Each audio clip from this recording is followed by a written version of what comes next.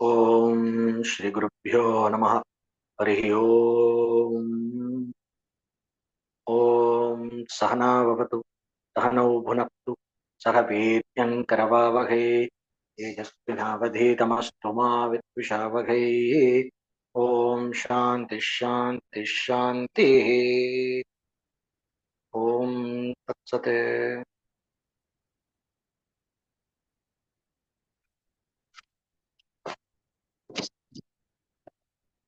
Today, as a continuation of our discussion in Nishta from last class, especially about it's not arriving anywhere, no? So without losing context, keeping that context that liberation is not about arriving anywhere, and it is about transforming my very way of being in this very moment and disentangle my sense of self from all the falsity, right? So that is the whole perspective, that is the whole point of Nishta, of all our series of classes. That is the point of Vedanta, of yoga and Vedanta. And indirectly, that is the point of all the karma and bhakti and everything also. Because if they don't lead to this, then they become another kind of samsara. Samsara means a life of becoming this or becoming that. I am not okay as I am right now, so I should become something better. The situation is not okay as it is right now, so it should become something better. Nothing wrong in that, but changing a situation and changing the quality and quantity of things and possessions, like we said, the four types, apya, utpadya, samskarya, vikarya, the four types of modifications. So pursuing any result in time is a temporary goal which serves some other purpose. It is not the ultimate purpose. So ultimately, all pursuits, directly or indirectly, consciously or unconsciously, lead to the realization of the self or moksha, liberation from all sense of limitation. So that is what we have been discussing in various ways. So keeping that in mind, we will discuss an important topic today about death and afterlife. How we deal with the subject matter depends on for what purpose we are dealing with it. So anything that we want to understand is understood in relationship with our purpose. If our purpose is not clear, we will not be able to make a meaningful conclusion from all the information available.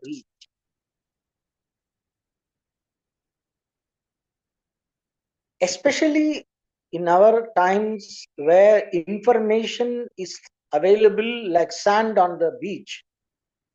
Anything you want, you have information, data, information. So, for example, all these companies, these AI and all these multinational software big companies, Google, Facebook, etc., Meta, they all collect humongous amount of data. Your device that you are using right now is collecting all kinds of data about it. They even, as though peeping through your cameras and microphones is not enough, they are also trying to locate you in the house using your Wi-Fi. I read about that. So where are you? Which part of the house are you in while you are Googling something? So what are the factors that are influencing you when you are Googling something? So which ad you are likely to click when you are in kitchen, which ad you are likely to click when you are in the hall, in the living room, in your bedroom. What happens? How do you browse after 10 o'clock? How do you browse in the middle of the day? Like this, endless amount of data they collect. But what will you do with all the data? All the data is processed according to an algorithm which serves a purpose, right? Otherwise, all this data is useless. So similarly,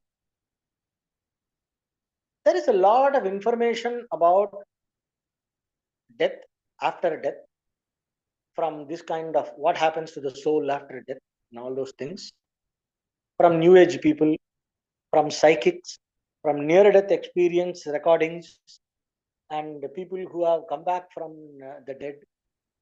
And there are some mediums, psychic mediums, they have tell some things. There are some people like Edgar Casey who have said some things, like psychics. Then we have yogis like Yogananda, Yukteswar Giri, and all that, who have written some popular books. They have said something. These are all paperback stuff that is available. And then we have monotheistic religions having their own claim about what happens to you after your death, depending on how you die. You drive a truck into a bunch of people and die, kill a few innocent people, you go to heaven and you will get some 72,000 concubines. That is one religion. Another religion says somebody died and you believe that that guy died for your sake, then you will go to heaven and all your sins are forgiven. You can kill 1,000 people, but only you have to just believe this guy died for you to take all your sins away, and then all your sins will be forgiven and you will go to heaven, right? This is one. So we have monotheistic religions which claim this kind of thing, and whoever claims have other claims are all gone to hell. So I am wondering if everybody is in hell or everybody is in heaven, because according to one religion, everybody else is in hell. Only they alone are in heaven. According to religion number 2, they alone are in heaven, everybody else is in hell.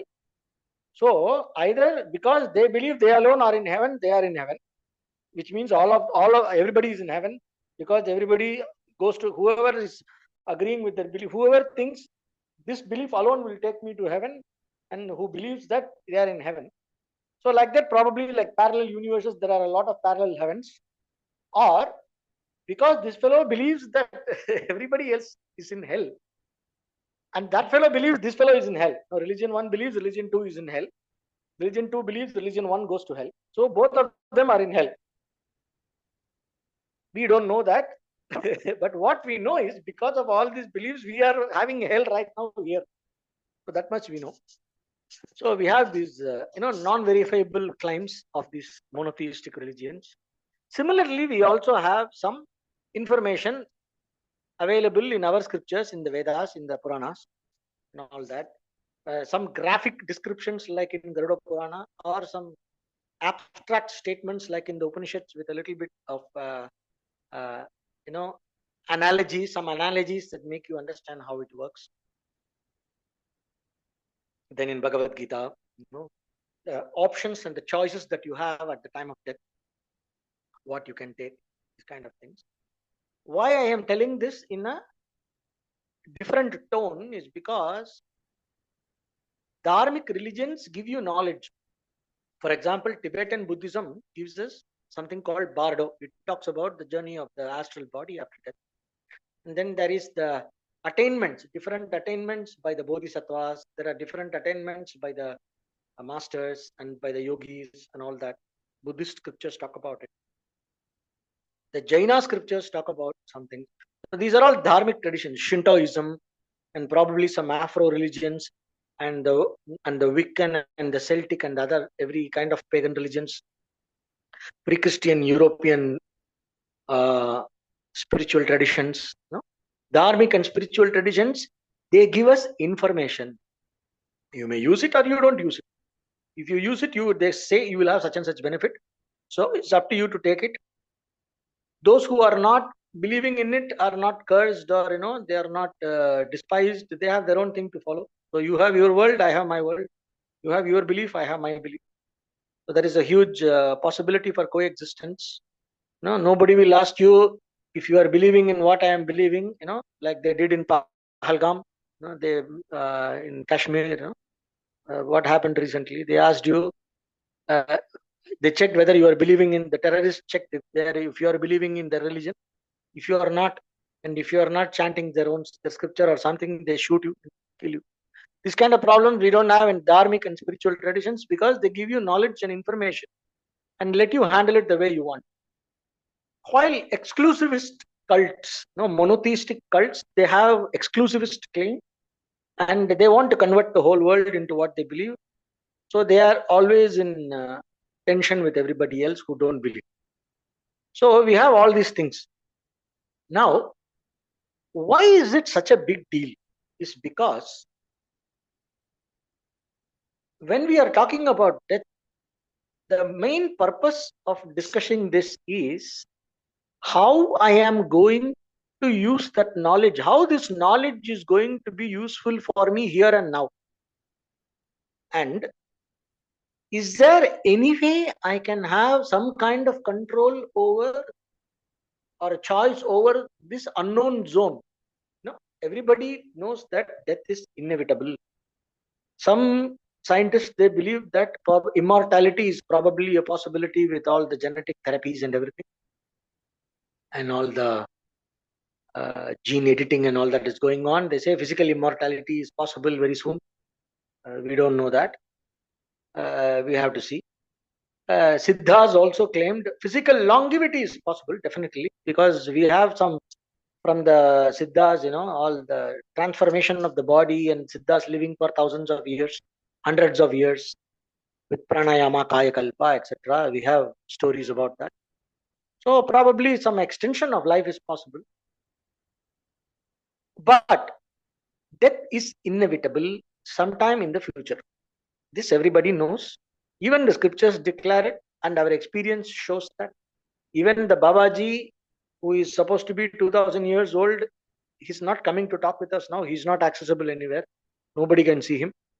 So he's as good as dead for all of us, because he cannot live like a normal person. He cannot go to the market and buy some bengan and come home and make some sabji, or invite somebody for a coffee or come and join us for a discussion.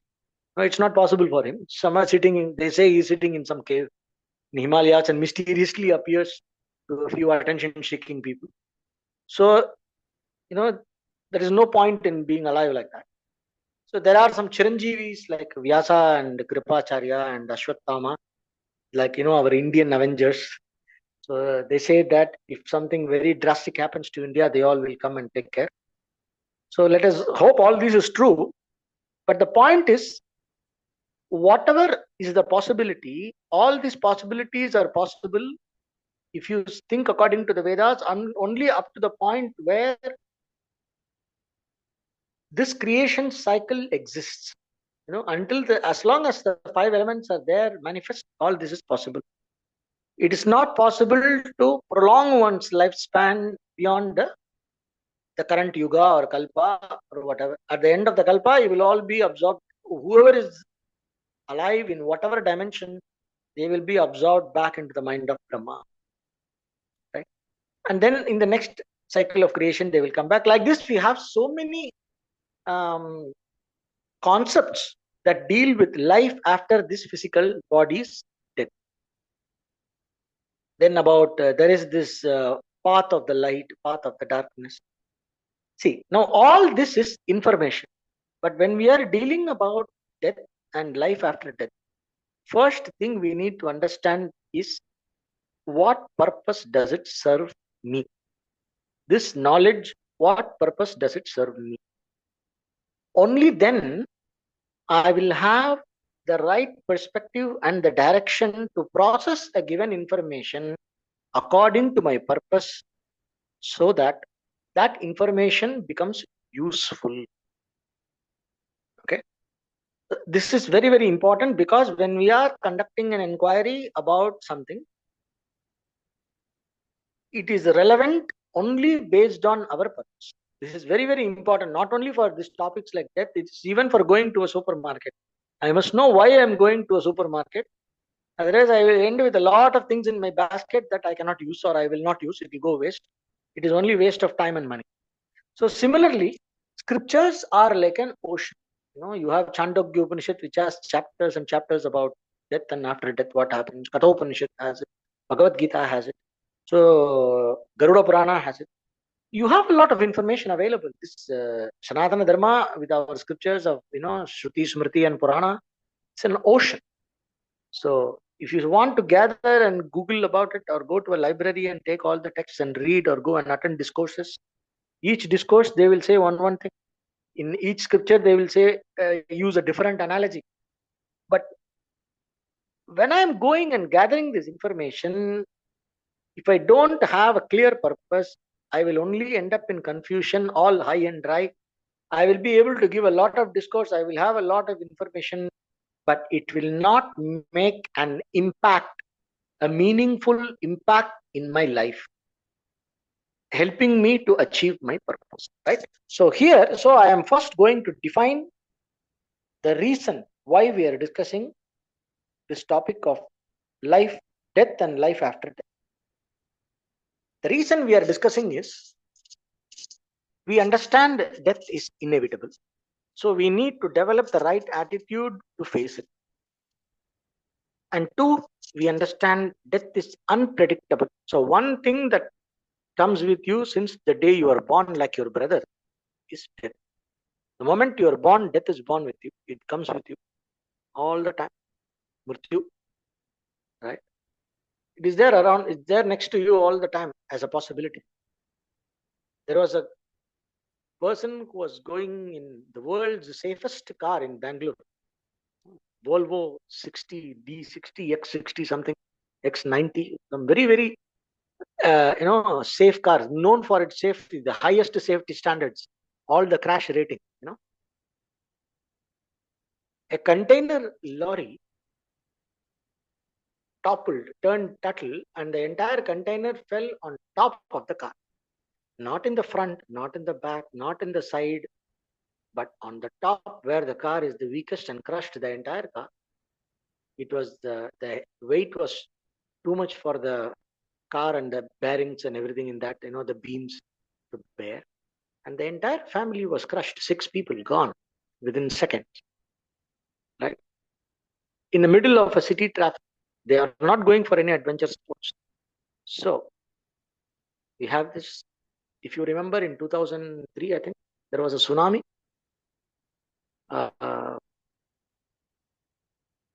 More than 200,000 people in the world died. So thousands were swept away in every beach. Right?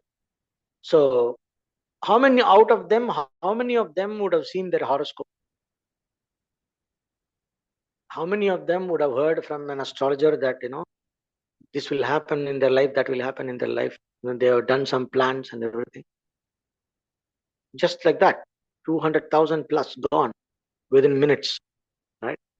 So death is something that is next to you all the time, you and me, I included. So it is a possibility every moment, especially after this COVID vaccination. We see people falling down like moths. There are young people just any second, never know. One guy was doing some sit-ups and some normal exercise, not even weighting lifts. He just fell down and died just 3 days back. So the way the toxicity of this world is increasing, it becomes even more real that death is next to you and it is a possibility any day, any second. Of course, we are not walking into it. There are some people who would love to die because of something gone cranky in their head. But we all want to live. We all want to live meaningfully. But it is important to recognize that death is inevitable. So, because of this, we need to develop a healthy attitude towards death. Just like how we need to develop a healthy attitude towards anything that is inevitable.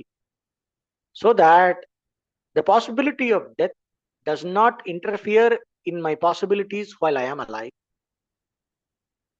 my attitude towards death should facilitate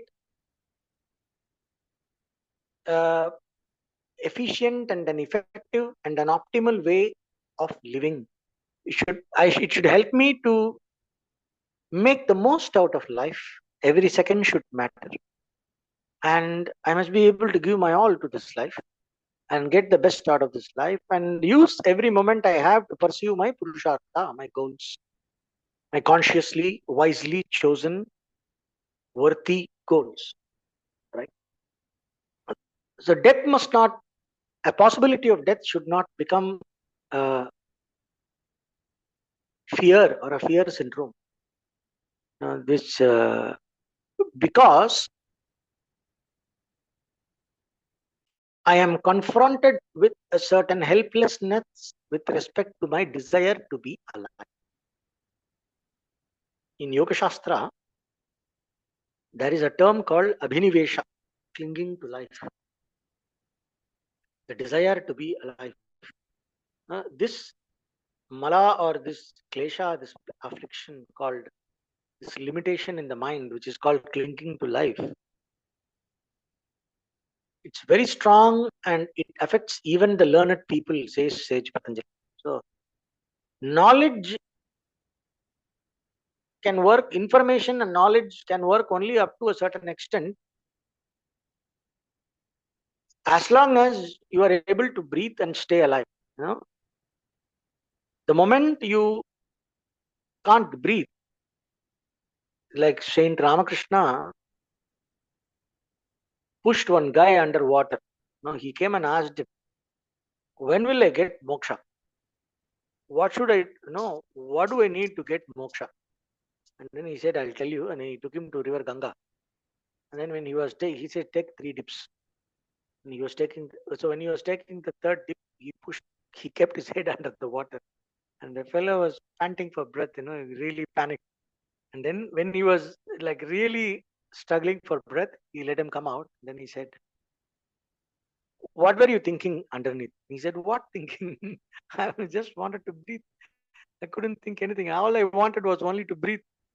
I said, exactly. Just like that, how the same way, if you will want moksha or you want to see God, realize God, you will realize it right now, right here. So that moksham me bruyat iti ichha, that mokshutva, which we say, we discussed this during our discussion of mumukshutva, the desire for liberation. Yeah. So all this knowledge, learned people and their knowledge will come to naught when the person is struggling for a breath. So abhinivesha is overpowering, he says, even for the learned people to stay in, to maintain their nishta in their knowledge at the time when the life force is leaving them. It's very tough. So we recognize that death is inevitable. And not all of us would be lucky to just leave the body when we are deep asleep in an unconscious way, or sit in Padmasana and take the prana up and leave through the head, or enter a Jiva Samadhi. Not all of us might be lucky for that, though we can all pray for that and try for that. Apart from being inevitable, in general, death is painful and difficult. Thiruvalluvar says, at this time of crisis, one's most innate, deeply inculcated knowledge, unmai arivu, says, unmai arive migum. The deeply inculcated knowledge, digested and assimilated knowledge and tendency and attitude, that alone will show up. So, death being a very difficult moment to handle, we need to know how to prepare for it. Right? So, that is another purpose of knowing. We understand it is inevitable. We understand it is tough. So, I need to train for the tough moment. And after death, what? That is a big unknown, a big question mark. called adrishtam. Now we come from what is unseen into this world that is seen. And when there's time for us in this world that is seen, this seen world, this visible world we are living in, when the time comes, from here we get projected back into we leave this world and get back to the unseen. From unseen we come to the seen, and when it is done, we go back into the unseen. Adrishtam. Adrishtam means unseen. Unknowable, unseen. Somebody went and asked the Zen master, what will happen? What will happen after death? He said, come and talk to me after I am dead. Because I'm not dead yet, so I don't know. I'm alive. So what is death? He says, I don't know. I have not died, so I don't know. So it's very simple. So after death is unknown. Now, here comes the role of the Shastra. The role of the Shastra is to give us the knowledge about the unknown, that which cannot be known by my perception, that which cannot be known by all the logical analysis that is based on perception, science, etc. And that knowledge which is not blatantly contradictory to logic and perception, and that knowledge which is useful. So this is the spiritual knowledge that is given to us from the revelations, from the Veda, by the Rishis, what you call as Apta Vakya, Shruti, etc. Shabda, Shruti Pramana, Shabda Pramana, Shastra Pramana, right? So we have discussed about this, and we need to develop Pramana Buddhi and all that. So we are going to discuss this with Pramana Buddhi as Astikas, as those who give the benefit of doubt to the Shastra, to the Vedas, and the entire Vedic tradition, the way they deal with it. We are going to give the benefit of doubt to what they have to say and see how we can use this information in a useful way. Okay. So,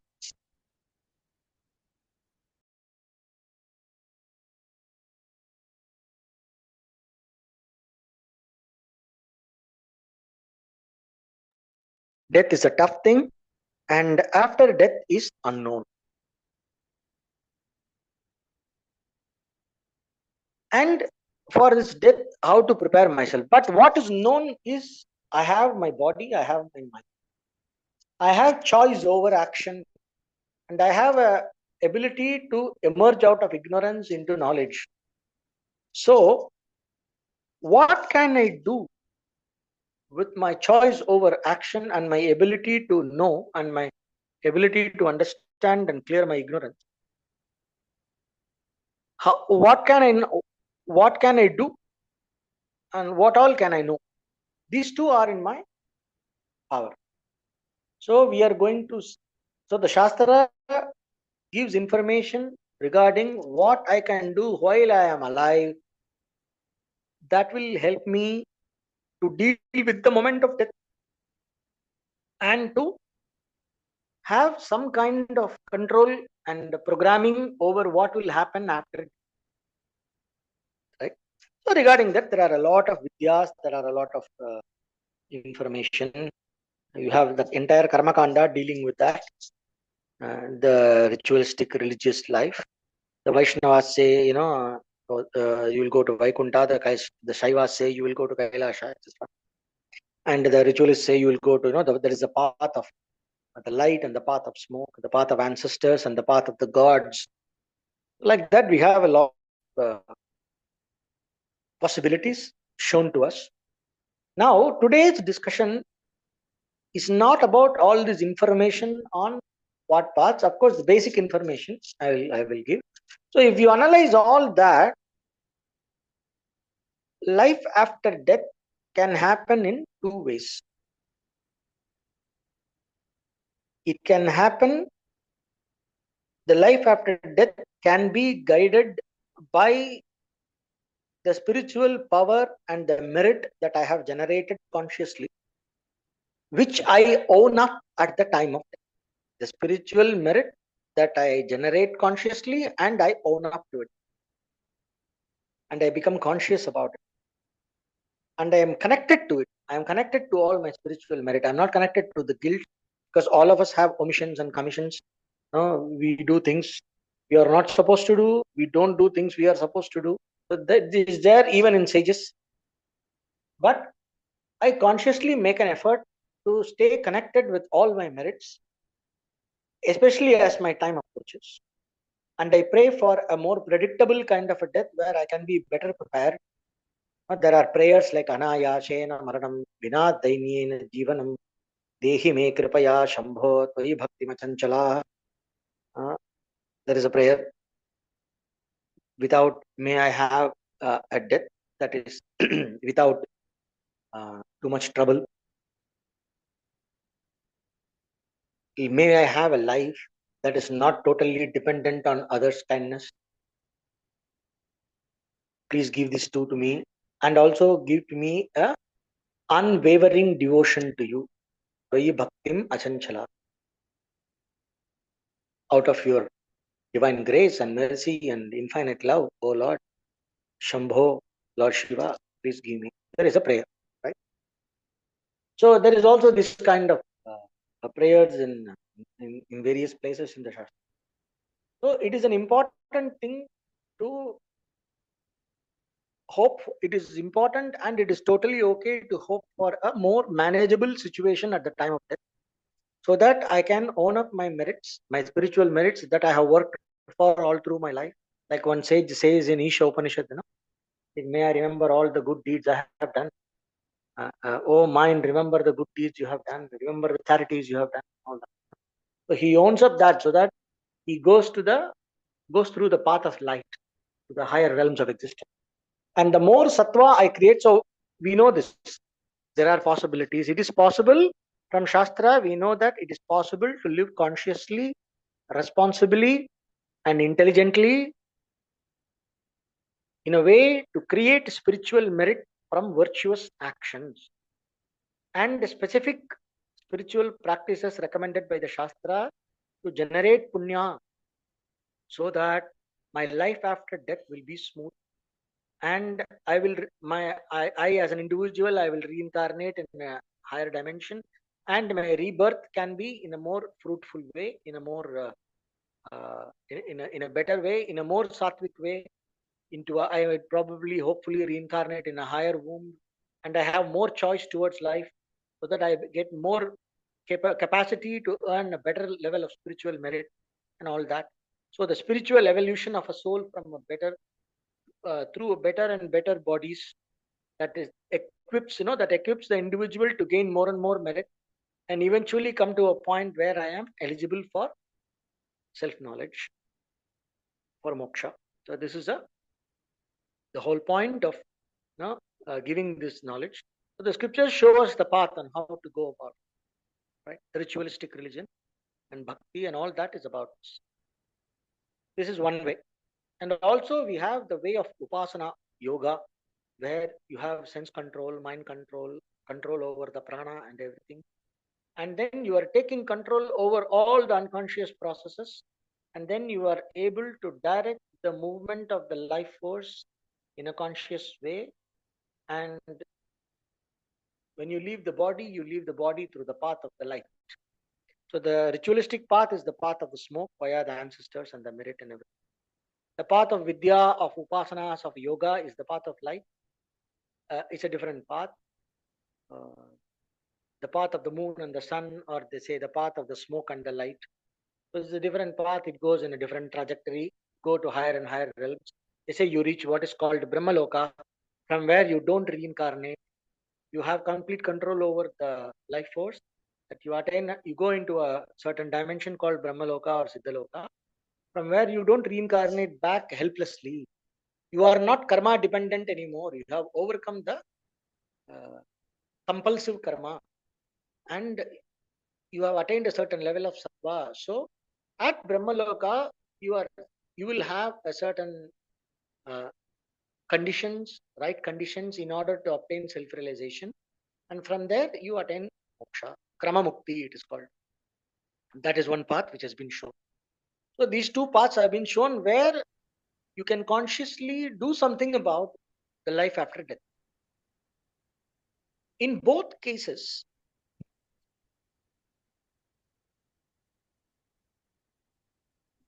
and also in the third case where you die unconsciously, you are given to indulgences, you eat what you want, you live what you want, you are driven by pleasure, you are driven by instincts, and you just live like an animal. uh, uh, your only goal in life is pleasure, acquiring wealth for the sake of more and more pleasure, and then you dissipate your prana, and eventually you get old and die. If you are lucky. If you are unlucky, you get disease and die, or get meet with accident and die, or whatever. So no matter how, when you die in a way where you don't have any choice, and where the fear of, you are craving for life at the time of death, but you have no choice. Death takes away the prana, you leave the body, and it's a completely unconscious process, and there is no control and complete helplessness. One dies in complete helplessness with respect to the body, with respect to the prana, with respect to the mind, and with respect to the attitude. Total helplessness and frustration, the person leaves. So this kind of people, souls will reincarnate almost immediately on whatever body that is available. That's what Bardo also says, that's what our Upanishads also say. So this is the unconscious way, and usually they will go into lower wombs of animals and insects and things like this, or they will they will hang around for some time as earthbound spirits if there are some uh, unfulfilled desires, things like that. These sudden deaths and all that, they will hang. You have to do some prayaschitta rituals, otherwise they will hang around as pretas, they say. So pretas means earthbound spirits, ghost, we say. So like that, they hang around for some time, and then they will probably get some rebirth according to the resonance level of their mind. They will get attracted into some kind of a womb, and then start the whole process again. Yeah, it's a random process. So you get sucked into randomness of life. If you don't consciously cultivate a spiritual destiny, get sucked into randomness of life. That is also mentioned. So in all these three possibilities are given to us, and the point is, even though it is inevitable, as a human being, I can do something about it. I have the capacity to do something about it, provided I have some shraddha and I follow some guidelines. Provided I have, yes, somebody's mic is open. Somebody's telling me something.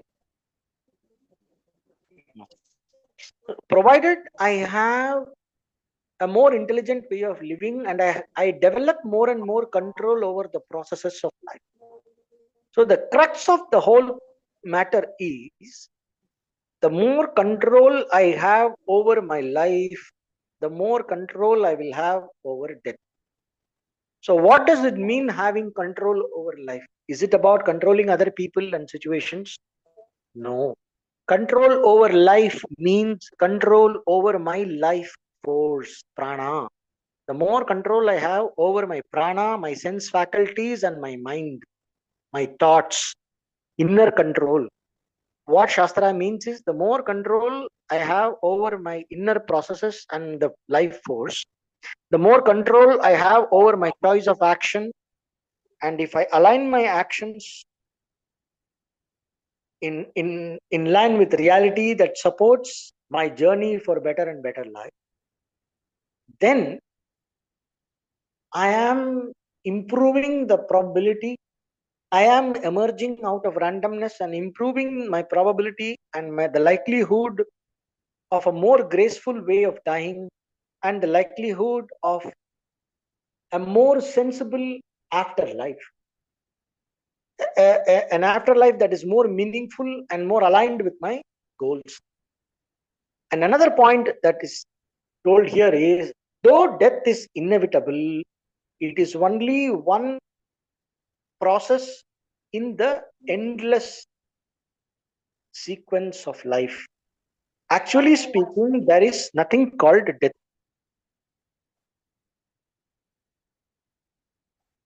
Death is nothing but a simple process of change in the sequence of life. That is also told by not only by our scriptures, but all the spiritual knowledge available in the world. They are talking about death as only one point of change in the whole sequence of life. And life is eternal. Actually speaking, there is nothing called death. There is also an analogy of death with sleep.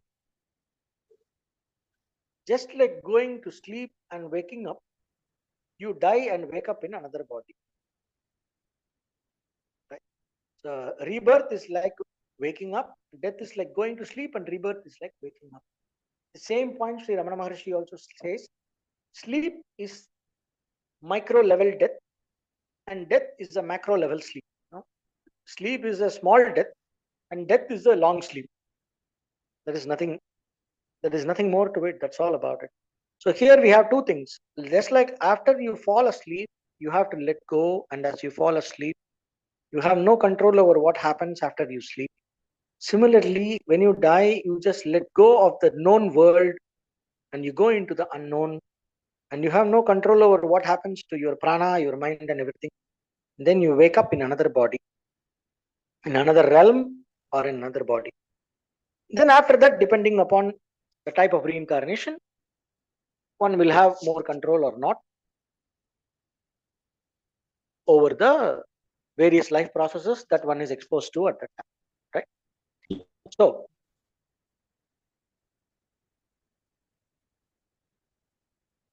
there are a few things. Um, there are a few things that are important when we are using. I'm sorry, somebody's video is showing. Please, can you switch off? Kindly switch off the video. Ravindra, Mr. Ravindra, please switch off your video.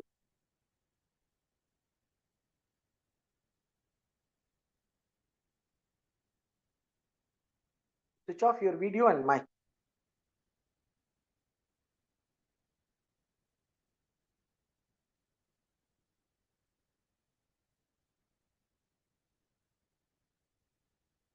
The host can.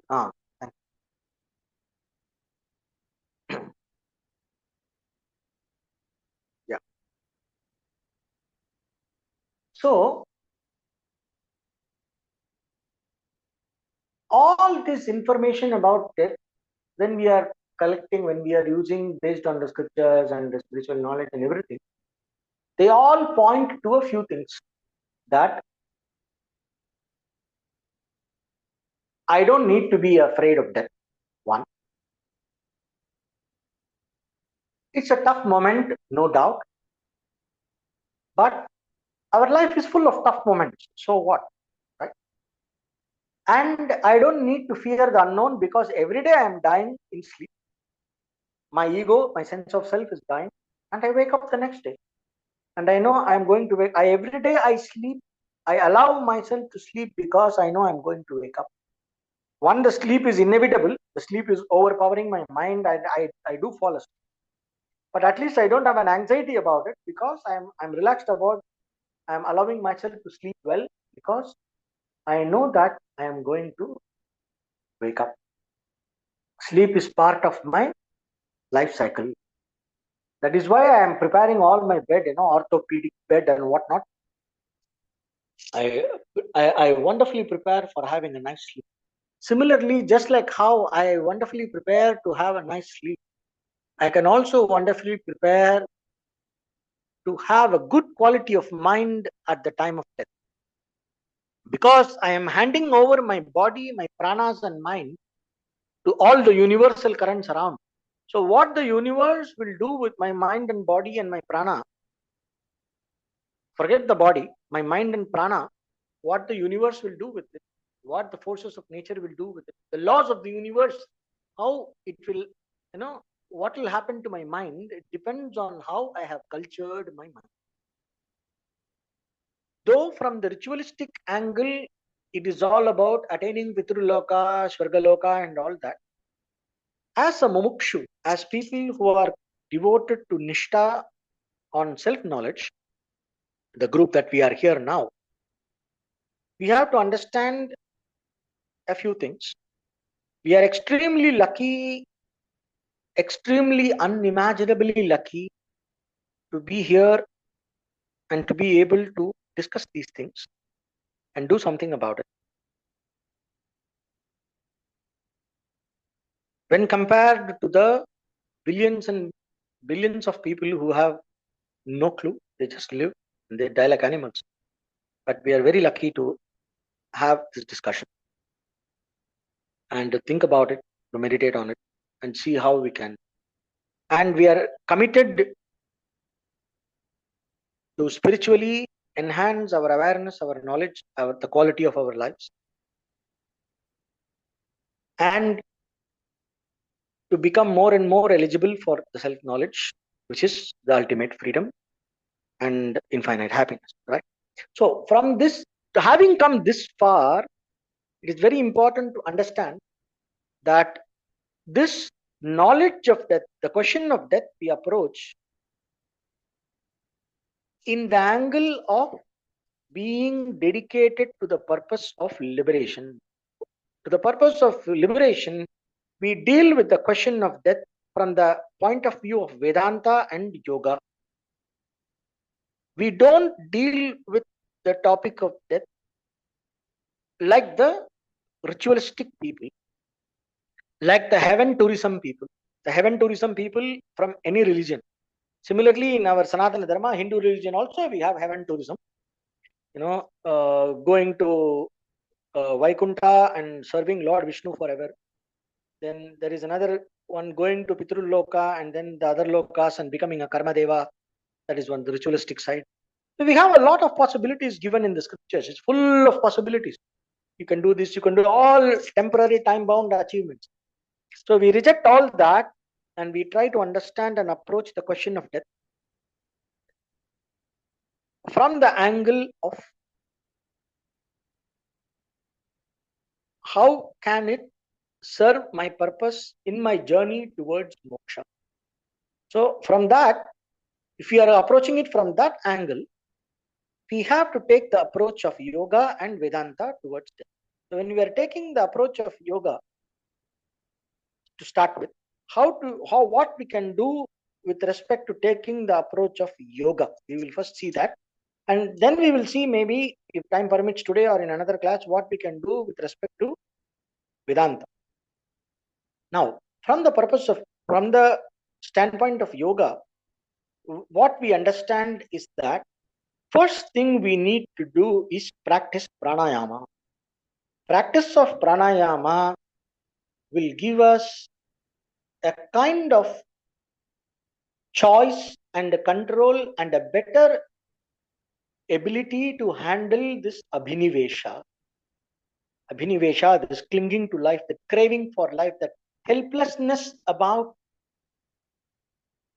the desire to stay alive. The desire to stay alive is a force, is a very potent force that lies behind all our desires and fears, that drives us unconsciously. That is why in this Maslow's hierarchy of needs in psychology, the most fundamental thing is survival. So your survival is at stake. You will not question, you will not bother to break any other commitments that you have. So this becomes the most important. Even Dharma Shastra says you can compromise your commitments in order to protect your life. Ahimsa is okay only as long as it is not a threat to your own life. Okay, protect your life and then practice ahimsa. But when your life is a threat, it is okay to, for the sake of protecting your life, it is okay to indulge in some kind of himsa. So even that is a compromise. So survival is the topmost thing. So when I understand this, I have to, in real time, I will have to experience and make myself familiar with this urge to become alive, this urge to stay alive, and the fear of death, which manifests as all kinds of desires and all kinds of fears. This is what is at the background of everything.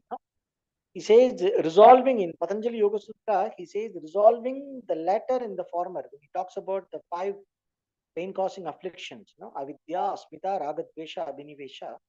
He says you have to resolve the abhinivesha into raga, dvesha, and the raga into dvesha, abhinivesha into raga, raga into dvesha,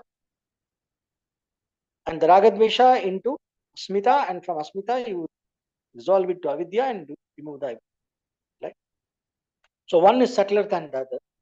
And the strongest manifestation is abhinivesha. And pranayama is the practice that helps us to become familiar with this force in us, this driving force in us called abhinivesha, and also helps us to kind of regulate it and have some kind of a choice over it so that it does not overpower us and we reduce our level of helplessness with respect to this abhinivesha. This is very important.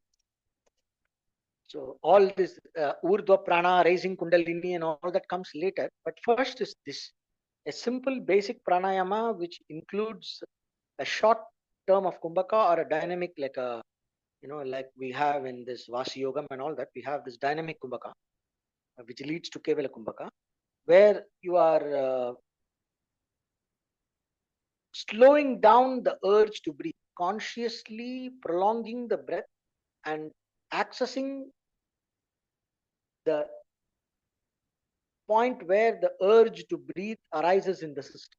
The urge to breathe arises at a point. You gain access to that point and you slow down the current of prana with your willpower, which reflects as the slowing down of the breath. And as it becomes long and subtle, after a point, it will be able to be possible. It will be possible to switch off that downward current of breathing and completely arrive at a kind of stillness called Kevala Kumbhaka. And it is possible to prolong that period, right? So it is a certain thing, and it will lead eventually to Urdhva Prana. So basically, slow, conscious, deep breathing. If we practice slow, conscious, deep breathing for a few minutes every day, that itself will give us a phenomenal level of control and reduce, to a great extent, reduce our helplessness with respect to our desires and fears. Why our anxiety and our restlessness of the mind and everything, why does it go down? Why does it calm down instantly when you do deep breathing? It is because it reduces this force of abhinivesha. When abhinivesha becomes more tameable, raga, dvesha, the likes and dislikes become weaker. And it is possible to wrap our head around our unconscious mind and see and think more clearly and have more choice over our urges, our desires and fears. And it is possible to exercise the best of our knowledge for a given moment. That way, we develop more choice over our action. It becomes easier to choose right over what is more pleasurable. So, like that, right? So, from the yoga point of view, one of the things that you can do every day is to devote a certain amount of time every day, a dedicated few minutes every day for pranayama. One of the best times for this is the moment when we are awake. The moment you are awake, before doing anything else, take a few conscious, slow, deep breaths and enjoy that sense of control you have over the breathing while you are breathing consciously, deeply, and slowly. Keep it going for 5 minutes at least. And then after that, stay quiet for some time.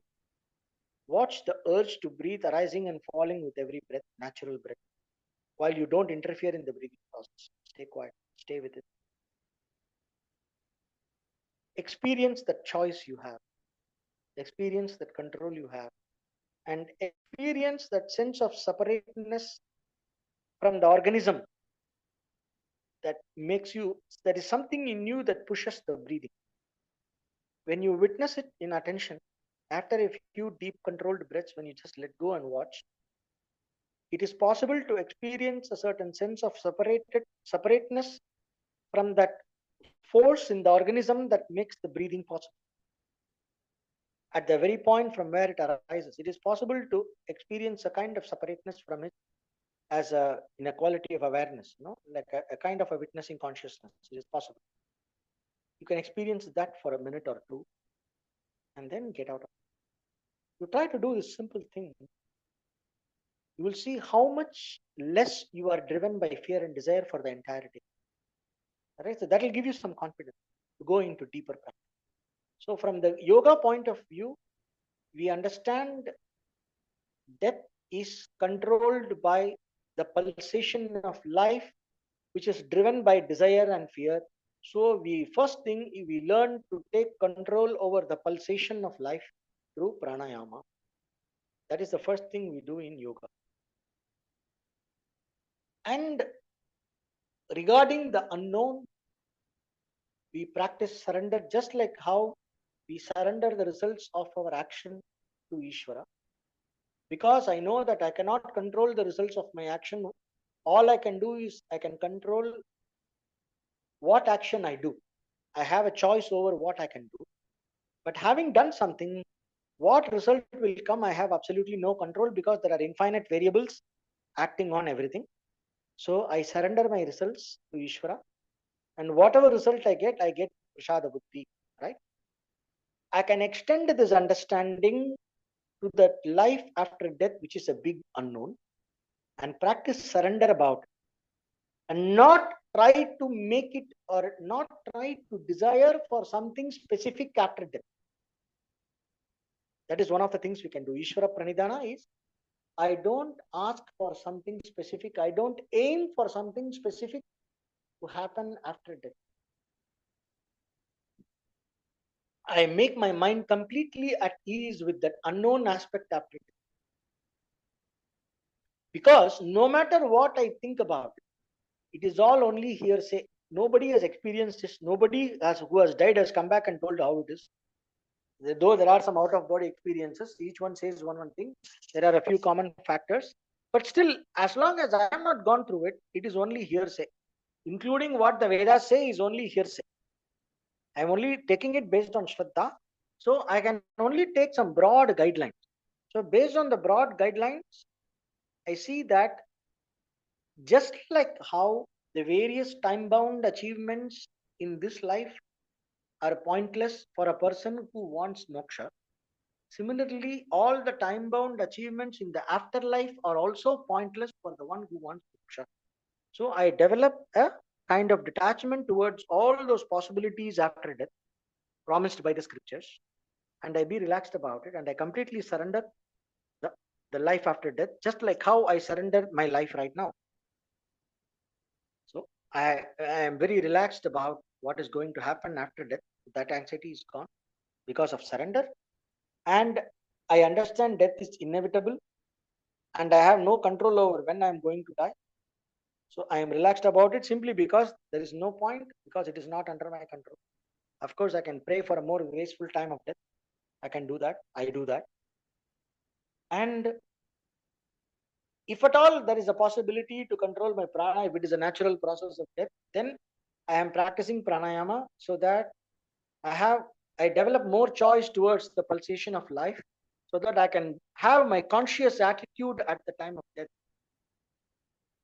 It's like going to sleep with a good state of mind. I go to sleep. If I don't browse too much, I prepare for sleep a little before, a half an hour before, 1 hour before, I let go of everything. I cultivate some noble thoughts, some nice thoughts. I do some chanting, my mantra chanting, prayers and all that. Do some pranayama prayers. I do some contemplation. And then I fall asleep. The quality of sleep is going to be definitely different. And the kind of dreams that I will get will be very different. More sattvic. And when I wake up the next morning, I'm going to feel more refreshed, most probably. But if I'm going to get drunk, I browse and I'll do all the tamasic things and then I just, fall asleep helplessly. Next day morning is not going to be that pleasant, as that is the usual possibility we all know about.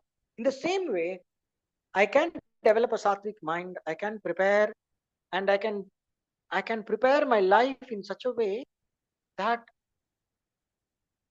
I am more sattvic, more conscious, and more knowledgeable, and I have more self-control and sense control at the time of death. In that way, I am facing the moment of death in the best shape possible. So this is how we deal with the question of death in yoga and from Vedanta. And absolutely no point in breaking our head over what is going to happen after death, because we don't know, and we can never know until we die. All that we hear is only hearsay, and it is all belief. I believe something and then I project in my imagination, which is basically useless. Instead of that, I can try to understand the fundamental spirit behind all this information and all this knowledge given in the scriptures, and try to inculcate that spirit and translate that into a more meaningful way of living right now, and spiritually enriching my life, so that I am more relaxed about what happens after death, and I am more prepared for the moment of death, and I earn enough punya and grace so that I have a decent kind of death. So this is how we deal with it. And if there is any question, you may ask in the next 2-3 minutes, or you can post the question for the next class.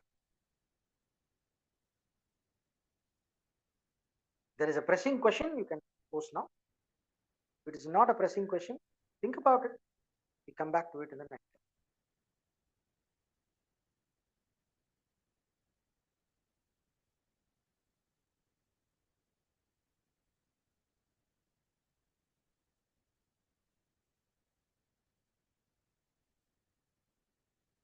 Okay.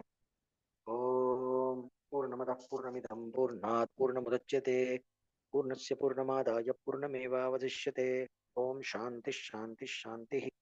Om Tatsate. Thank you.